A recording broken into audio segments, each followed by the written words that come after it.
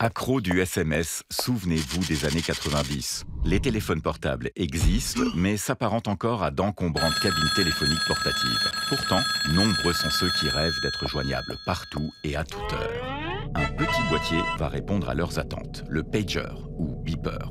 Rappelez-vous, on le fixait à sa ceinture ou on le fourrait dans sa poche. La classe. La mode fait fureur aux États-Unis. Les opérateurs européens se lancent dans l'aventure. Les clients ne savent plus où donner de la tête. Tattoo en France, Cityroof en Allemagne, des dizaines de beepers envahissent le marché. Comment ça marche? Petit rappel. En 1995, les premiers pagers fonctionnent par radiomessagerie. Comprenez, l'envoi de messages par fréquence radio aux utilisateurs. Au départ, les messages sont numériques et composés de 1 à 15 chiffres. Dès 1998, les messages alphanumériques permettent d'envoyer des textes courts, 80 caractères. L'utilisateur peut aussi laisser un message vocal de 30 secondes sur le pager de son correspondant. Dans tous les cas, la procédure est la même. Pour contacter quelqu'un, vous devez joindre votre opérateur via Internet, le Minitel, ou même une téléopératrice. Vous dictez message et numéro de votre correspondant. Le message est alors expédié sur le pager du destinataire, qui va biper, vibrer et pourquoi pas clignoter pour l'avertir de la réception. Le tour est joué. Le succès est foudroyant auprès d'un public jeune.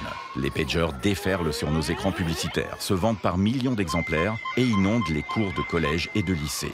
Qui peut alors s'imaginer qu'on allait si rapidement tourner la page du pager? Hélas, un pager ne pouvait que recevoir et non pas émettre des messages. Bref, pour répondre à votre correspondant, il fallait un téléphone. Ce mode de communication unidirectionnel ne résiste pas à l'invasion massive des téléphones portables grand public et à un nouveau phénomène, le SMS, dont l'utilisation se généralise dès la fin des années 90. Le pager est soudain dépassé, ringard, obsolète. Difficile de rivaliser avec l'envoi d'un message direct via votre portable. Il est surtout cher à l'emploi. Un message pouvait coûter jusqu'à 60 centimes d'euros. Intenable face aux multiples forfaits illimités proposés par les opérateurs de téléphonie. Ces derniers ont d'ailleurs vite fait leurs calculs. Les pagers s'avèrent peu rentables.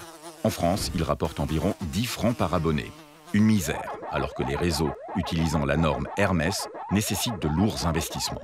Hermès, c'est la norme européenne de radiomessagerie qu'a tenté d'imposer Bruxelles. Les opérateurs qui ont misé sur cette norme ont vite déchanté. Certains y ont même laissé des plumes, puisqu'elle ne permettait pas de recevoir et d'émettre. Les industriels l'ont donc rapidement abandonnée. Malgré l'existence d'autres standards, il était trop tard. L'avenir appartenait au téléphone portable.